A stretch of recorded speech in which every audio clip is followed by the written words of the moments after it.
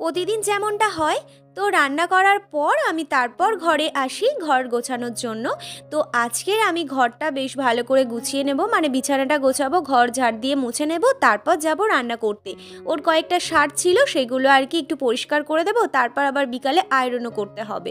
আর সেই যে কালকের মাছ নিয়ে এসেছিল না 3 রকমের, তো সেই মাছগুলো মা সবটা কেটে দিয়েছিল, আর আমি সেগুলো ফ্রিজে আর কি ঠিকঠাকভাবে রেখেও দিয়েছিলাম। আজকের একেবারে ওই তখন 9:30 কি 9:45 হবে, সেই সময় বের করেছি মাছগুলো। বের করে বেশ কিছুক্ষণ ওই জল দিয়ে রেখে দিয়েছিলাম 10 থেকে 15 মিনিট মতো। তারপর এই যে মাছগুলো এখন লবণ হলুদ মাখিয়ে নেব, নিয়ে একে একে সমস্ত মাছগুলো ভেজেও নেব।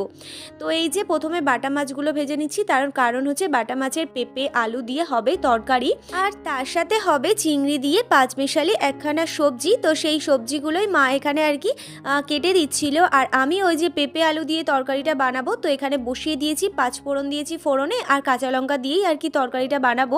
আজ আবার বাড়িতে হবে একটু পায়েস, তো পায়েস বানাতে যা যা প্রয়োজন বাপি এখানে সমস্ত কিছু রেডি করে দিয়েছে।